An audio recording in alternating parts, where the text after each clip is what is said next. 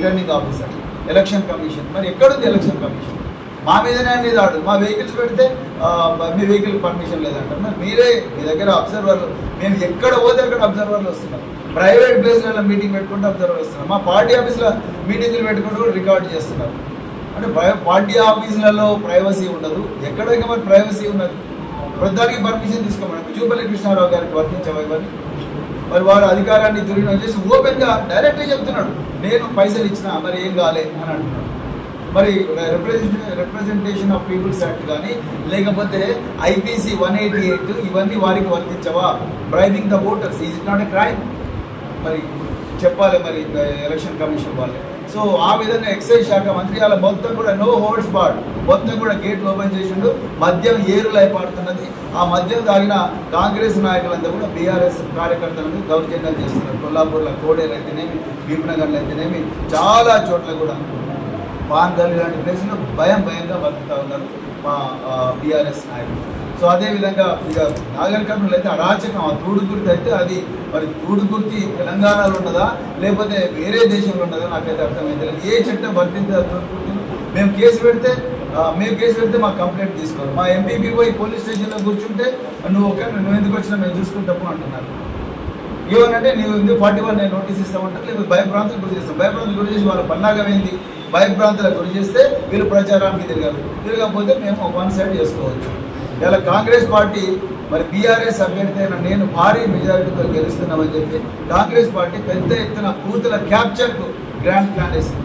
రేవంత్ రెడ్డి గారు పర్సనల్గా ఇన్స్ట్రక్ట్ చేసి మరి నాది అచ్చంపేట నియోజకవర్గం, నేను నాగర్ కర్నూలు పార్లమెంట్లో పుట్టిన కాబట్టి బరాబర్ మొత్తం ఏమన్నా చేయండి కానీ మనం మొండి చేసినా తొండి చేసినా గెలవాలన్న ఒక ధోరణితోనే చాలా అధికారం కాంగ్రెస్ పార్టీ పోతున్నది. కానీ ఎట్టి పరిస్థితుల్లో కూడా నేను మళ్ళీ రిక్వెస్ట్ చేస్తున్నాను. ఆల్రెడీ ఎలక్షన్ కమిషన్కు, చీఫ్ ఎలక్టోరల్ ఆఫీసర్కు, అదేవిధంగా రిటర్నింగ్ ఆఫీసర్కు, అదేవిధంగా డిస్ట్రిక్ట్ ఎస్పీ కూడా నేను రిటర్న్గా కూడా కంప్లైంట్ చేయడం జరిగింది. చాలామంది ఎస్ఐలు మరి మా కార్యకర్తలను అంటే వాళ్ళ ఇచ్చిన కంప్లైంట్స్ పట్టించుకోవడం లేదు, ఆ కేసులు గుర్తు చేయడం లేదు.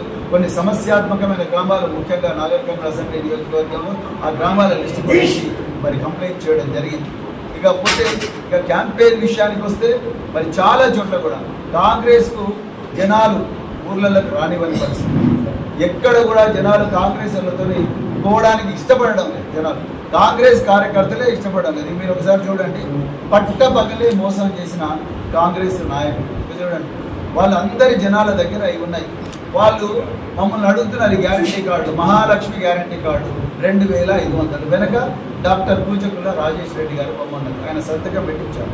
అదేవిధంగా యువ వికాసం 5 లక్షల విద్యార్థులకు ఇస్తూ ఉన్నారు, ఇంతవరకు ఒక్క పైస ఇవ్వలేదు. వెనక సైడు ముందర సోనియా గాంధీ గారి సంతకం ఉంది, వెనక సైడు ఇక్కడ ఉన్న ఎమ్మెల్యే గారి ఫోటోగ్రాఫ్ ఉన్నది. అదేవిధంగా రైతు భరోసా 15,000 రూపాయలు ఎకరానికి రాసిచ్చింది. ఈ కార్డులన్నీ ప్రజల దగ్గర ఉన్నాయి. అదేవిధంగా 200 యూనిట్ల ఉచిత విద్యుత్ అని చెప్పి ఇచ్చింది. ఇలాంటి కార్డులు ఇచ్చి అదేవిధంగా ఒక్కసారి అప్డేట్ చూపిస్తారా? ఇది చూడండి. మరి గౌరవ ఎమ్మెల్యే నాగర్ కర్నూలు గారు ఒక్కసారి చూడండి. ఆ నాగర్ కర్నూలు ఎమ్మెల్యే గారు దేవుడికి సమర్పించిన అఫిడవిట్ అండి, నోటరైజ్డ్ అఫిడవిట్. నవంబర్ 27, 2023 నాడు అఫిడవిట్ సమర్పించారు. వారు ఏం చెప్పారు?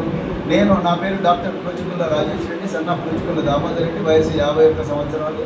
నేను సో అడ్రస్, ఎన్నికల్లో గెలిచిన తర్వాత కాంగ్రెస్ పార్టీ ప్రకటించిన 6 గ్యారెంటీలను నేను ఖచ్చితంగా అమలు చేస్తాను. పైన పేర్కొన్న విషయాలన్నిటికీ సదా కట్టుబడి ఉంటానని నాగర్ కర్నూలు నియోజకవర్గ ప్రజల దృష్టిలో పెట్టుకుని అఫిడవిట్లో మీకు హామీ ఇస్తున్నానని చెప్పి ఇచ్చారు. నేను ఒక్కడే కాదు, ఇక్కడ ఈ నియోజకవర్గాల్లో చాలా మంది ఎమ్మెల్యేలు ఇచ్చారు. నేను ఇక్కడ నాగర్ డిస్ట్రిక్ట్ కేంద్రంలో కాబట్టి నేను ఇవన్నీ చెప్తున్నాను. ఇలా దేవుడి దగ్గర అఫిడవిట్లు ఎమ్మెల్యేలు ఇచ్చింది, దేవుడి మీద ఓట్లేమో గౌరవ ముఖ్యమంత్రి గారు వేస్తున్నారు. కానీ ఇవన్నీ కూడా మరి నేరాలని చెప్పేసి నేను చెప్తా ఉన్నాను. ఇవన్నీ మరి ఇది డైరెక్ట్ ఐపీసీ 420 కింద అఫెన్స్ అవుతుంది.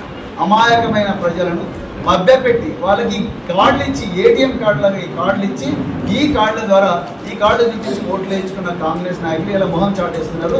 ఎక్కడ పోయినా కూడా ప్రజలు అడుగుతున్నారు, ఏమైపోయినాయి మా 2,500 రూపాయలు? మాకు ఇవాళ 10,000 12,500 బాకీ ఉన్నారని చెప్తున్నారు ప్రజలు. ఏమైపోయినాయి 4,000 రూపాయలు ముసలిళ్ళు అడుగుతూ ఉన్నారు. ఏమైపోయినాయి మా 200 రూపాయల యూనిట్ అని అడుగుతూ ఉన్నారు. ఈ 200 యూనిట్ల విద్యుత్ ఫ్రీ ఏమైందని అంటున్నారు. 500 రూపాయల బోనస్ ఏమైంది, 15,000 రూపాయల రైతు బంధు ఏమైంది. అదేవిధంగా మాకు మరి రైతు కూలీలకు 12,500 ఇస్తా ఉన్నారు. అదేవిధంగా కూలీలు అందరూ అడుగుతా ఉన్నారు. ఉపాధి హామీ ఎక్కడ పోయినా కూడా వాళ్ళు అడుగుతా ఉన్నారు. సో అందుకొరకు మరి ఇవన్నీ అబద్ధాలు చెప్పి అబద్ధాల నిచ్చెన మీద మోసపు హామీల నిచ్చెన మీద మరి అధికారంలోకి వచ్చిన కాంగ్రెస్ పార్టీని అర్జెంటుగా గద్దెదించాలి. అదేవిధంగా మరి కేంద్రంలో అధికారంలో బీజేపీ కూడా అంతే మోసం చేసింది. జన్ధన్ యోజన అని చెప్పేసి 15 లక్షల రూపాయలు ఒక్కొక్కరు అకౌంట్లు ఇస్తామన్న బీజేపీ ఇంతవరకు పట్టా లేదు. ఆ అకౌంట్లలో డబ్బులు ఒక్కరికి కూడా డబ్బులు పడలేదు. అది కాకుండా ఇలా రాజ్యాంగాన్ని రద్దు చేసి రిజర్వేషన్లు మొత్తం క్లోజ్ చేస్తే ఎస్సీ ఎస్టీ బీసీ మైనారిటీలు రోడ్ల మీద పడతారు. సో అగ్రవర్ణాలు ఉండే పేదలు కూడా రోడ్ల మీద పడతారు. వాళ్ళు కూడా ఈసారి ఆలోచించాలి. అదేవిధంగా మరి మహిళలను అత్యాచారం 2,900 మహిళలను అత్యాచారం చేసిన ఎంతో మంది దుర్మార్గులను వాళ్ళ భుజాల మీద పెట్టుకొని మరి బీజేపీ వాళ్ళ ఓట్లు ఏమని అడుగుతా ఉన్నారు. అందుకొరకే అలాంటి అత్యాచారాలు చేసిన పార్టీ, అదేవిధంగా మరి జనాల రాజ్యాంగాన్ని రద్దు చేసే పార్టీ బీజేపీని కూడా గద్దెదించి మరి మీ నడిగడ్డ బిడ్డ అయిన నన్ను, మీ నా పాలమూరు బిడ్డ అయిన నన్ను దయచేసి ఒక్కసారి మీ విలువైన ఓటు మరి బీఆర్ఎస్ పార్టీ అభ్యర్థి నన్ను మొదటి డబ్బాలో మొదటి వరుసలో ఉన్న కారు గుర్తు మీద ఓటేయాల్సిందిగా నేను జనాలందరినీ కూడా చేతులు జోడించి ప్రార్థిస్తున్నా. తప్పకుండా మీరు నాకు ఓటేసి గెలిపించిన తర్వాత నిరంతరం మీకు విధేయుడిగా ఉంటాను.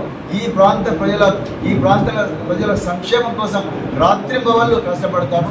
ఇక్కడున్న సీనియర్ నాయకుల సహకారంతో వాళ్ళ మార్గదర్శనంతో తప్పకుండా ఈ ప్రాంత ప్రజలకు ఏ సమస్య వచ్చినా కూడా వీళ్ళందరితో పాటు నేను కూడా తప్పకుండా ఒక నిప్పుకు గాలి తోడేటట్టు తప్పకుండా నేను కూడా అక్కడికి వచ్చి మీ సమస్యలు పరిష్కరించే ప్రయత్నం చేస్తాను.